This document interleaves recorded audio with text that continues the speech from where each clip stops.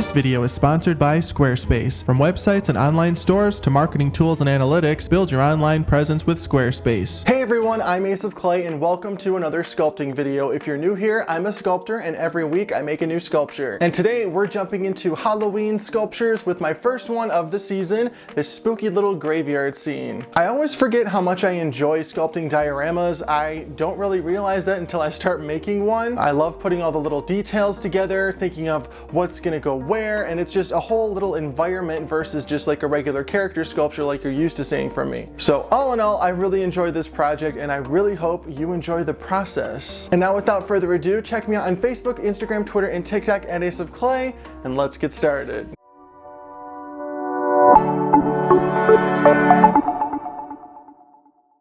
Okay, here we go. I've got my wire here and I'm going to start shaping out the base for the tree. No wooden base in this sculpt. Everything is going to be made from wire and aluminum foil and Super Sculpey Ultralight. And everything that you see me use in this video will be listed in the description box below, along with my affiliate links if you want to purchase anything. Now for the tree armature, this is actually the first time I've ever sculpted a tree, so I'm just using this wire, wrapping it around that main trunk or stem, and we're just adding a bunch of branches and just bending them all over the place.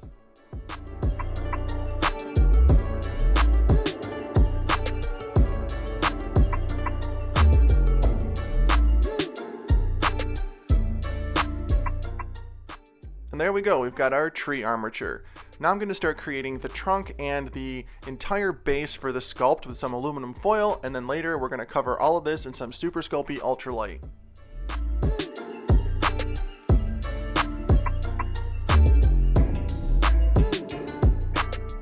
Then just want to make that a little bit bigger with some more foil, and then I tape this on so that it's nice and secure.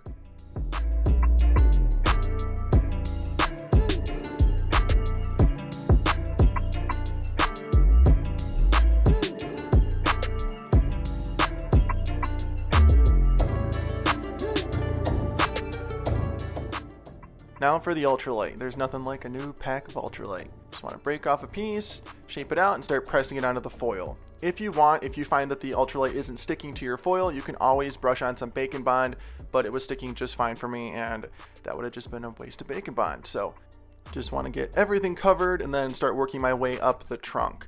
And I leave the bottom completely open just because I don't really need to cover it, and if you do cover the bottom of a base that you create, you can trap air in there and then that'll create cracks later on. So my best advice would be leave it open and then cover the bottom with felt when you're completely done.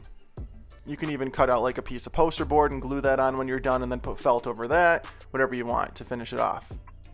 Just finishing up that stem there, and then it's ready to bake. Let's get it in the oven. And once it's baked and completely cooled down, it's nice and hard. Check it out. Yeah, we get it. All right, now we're going to start covering everything in some Super Sculpey Original. I got these nice even sheets by rolling it through my pasta maker on the thickest setting. Want to just start pressing it onto every area. And I find that any kind of polymer clay adheres wonderfully to ultralight without any Bacon Bond, but if you want to add some Bacon Bond for some extra security, by all means, go ahead.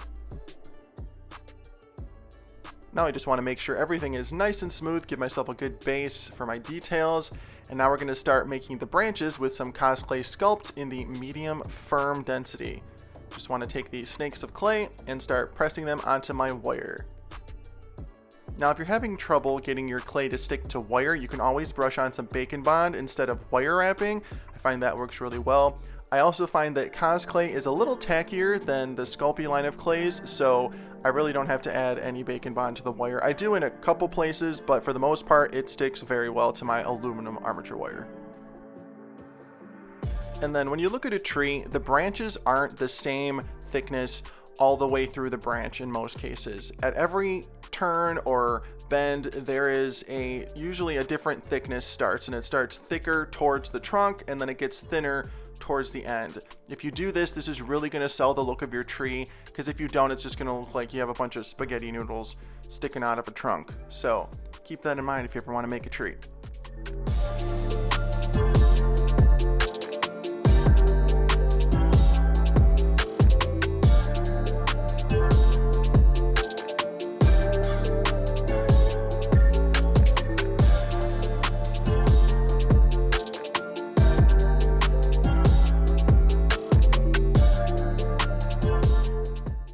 Now to heighten the spook factor of the tree, let's go ahead and give it a creepy face. Just going to use some snakes of clay to shape that out on the trunk.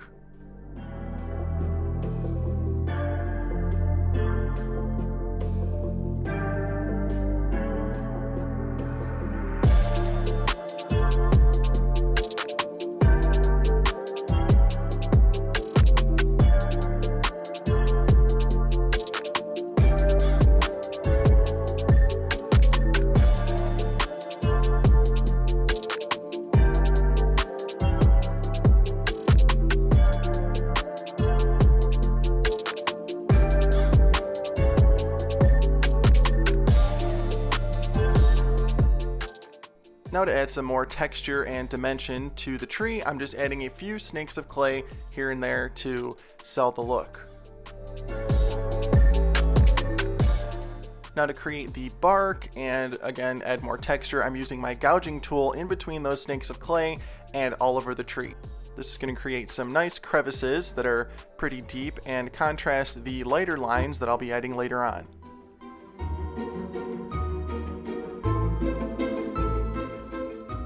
Now I'm going to use my Explorer tool and a couple other tools to fill in all of the blank areas in between the crevices that I just created.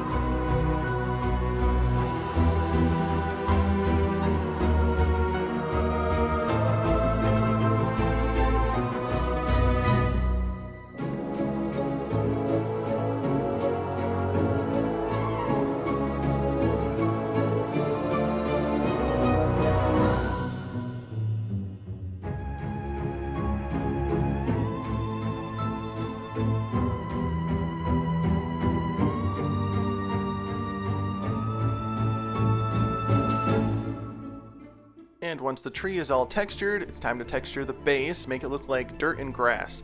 Got this nice little ball of aluminum foil that I'm just rolling on the surface. This is a super easy and super effective way to make texture. And you want to make sure you're rolling the aluminum foil on the surface and you're not just dabbing it everywhere the entire time, because you don't want it to look like a stamp and you don't want to have the same indentations over and over and over again. Now we're going to take a quick break to talk about the sponsor. Alright, now before we get into the rest of the video, let's take a second to talk about our sponsor, Squarespace. Whether you're a big business, a small business, a freelance designer, or sculptor like me, Squarespace has everything you need to showcase your brand, sell your products, and more. I've been using Squarespace for over 3 years now, even before they started sponsoring me, and I could not be happier with my experience. Their products are so streamlined and so easy to use that managing my website, aceofclay.com, is truly a breeze. Some of my favorite features include the portfolios and galleries. In my line of work, I have to show everything that I make to the world, and Squarespace's beautiful portfolios allow me to do just that. I even opened my online store where I sell stickers, posters, even original sculpts, and Squarespace makes everything so easy. I can track my inventory, even print shipping labels. I get notifications when I get a sale, and everything I need is right there in the platform. You can even sell digital downloads. They really have everything you need to start selling online. And at this day and age, if you're an online business, you've got to have a social media presence, and Squarespace allows you to integrate all your social media into any page of your website. So if everything I said sounds good, head on over to squarespace.com, start a free trial, and when you're ready to go live, go to squarespace.com/aceofclay to save 10% on your purchase of a website or domain using my code ACEOFCLAY. Thanks again, Squarespace, for sponsoring this video. Now back to our sculpture. Alright, now that the base is completely textured, let's create a little picket fence. I'm just cutting out the boards from a little flat sheet of clay, and then we'll add some wire, add some wood texture, get them all connected, and then we're going to pre-bake this so we can just poke it into the base once it's hard.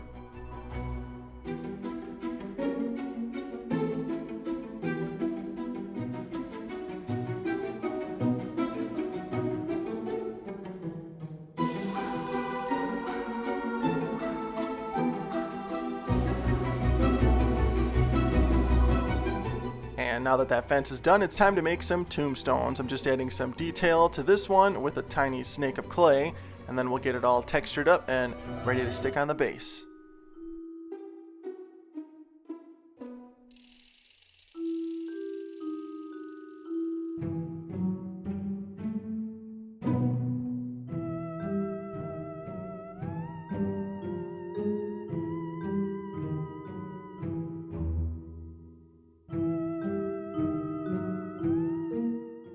And so my tombstone is nice and secure. I'm just gouging out a little opening for it, adding some bacon bond, and then I'm gonna stick in the tombstone. Like that.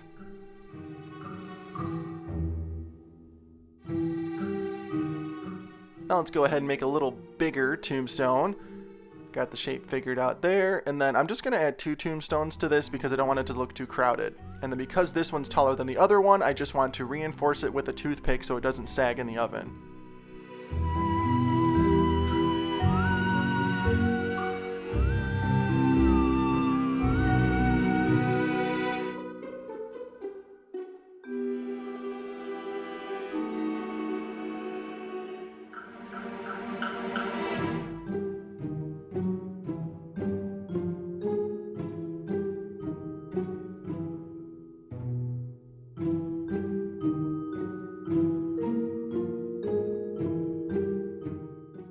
After adding that tombstone just like the other one, let's make some tiny little pumpkins. Or should I say jack-o'-lanterns.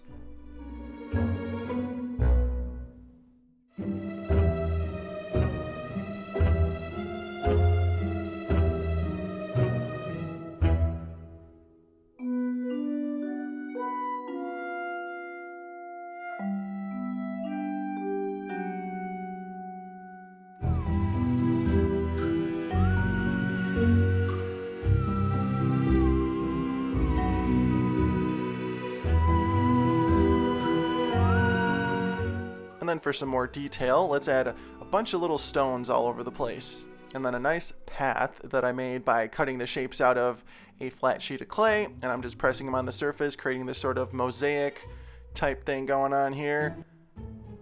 Texturing it, adding some cracks, and there we got a path.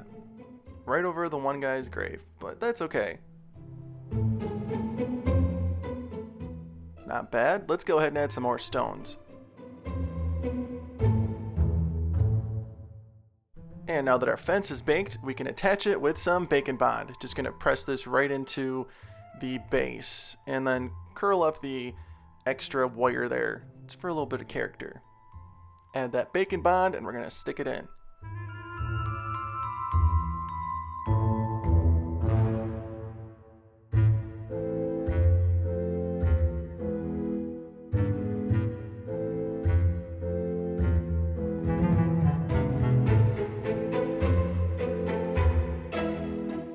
And there we go, the sculpting portion is complete. Let's bake it.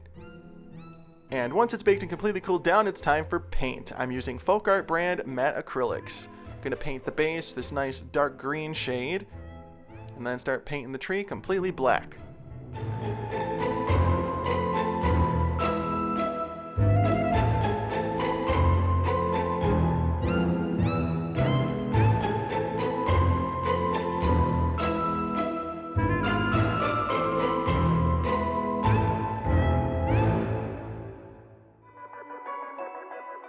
Now for the fun part. I'm going to dry brush some different shades of gray onto the surface of the bark to really bring out the detail. I also add some purple in there later on.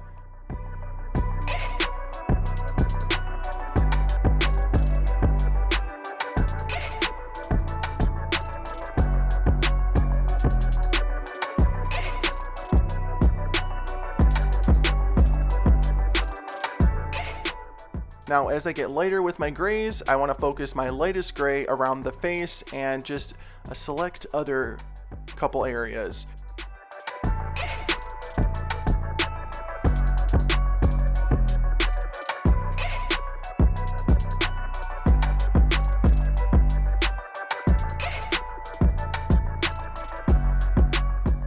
And we're going to paint the tombstones the same way we painted the tree, starting with a nice base coat, and then we're going to dry brush a lighter gray on top of that.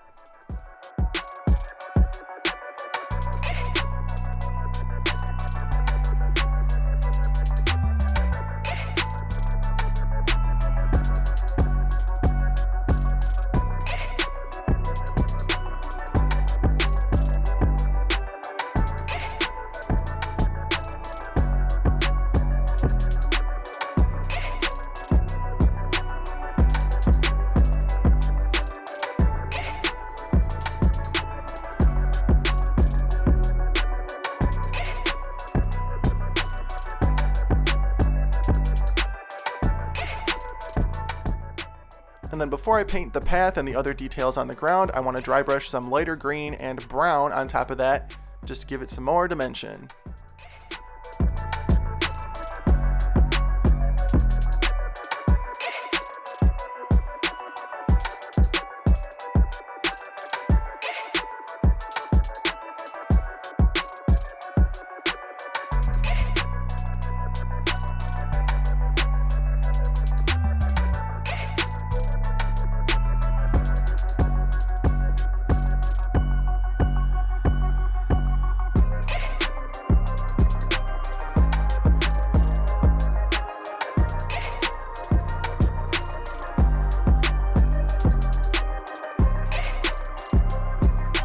Now to enhance the look of the path a little bit, I just want to dab on some green, make it look like there's like moss and whatever growing on those stones that have been there forever.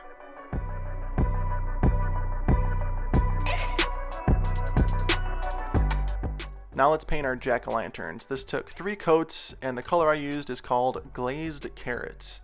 I painted pumpkins, a color that's named after carrots. They're not even in the same family, but I like it. It works good for pumpkins. Now we're going to paint the fence. I'm just brushing on some brown here, and then I'm going to wipe off the excess with my fingertip, and this really looks like wood when you're just painting brown over the bare clay, and the green that's at the bottom kind of adds a little level of dirtiness to it, making it look real old. We'll dry brush some lighter brown on this later and add some more moss with some more green paint.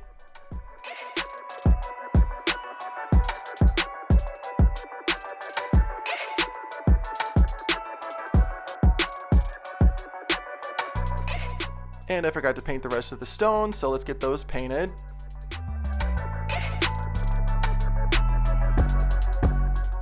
Now to finish off the tree, I'm just using some strands of creepy cloth that I got from the dollar store, dipping them in Mod Podge and positioning them on the branches. I really like how this turned out.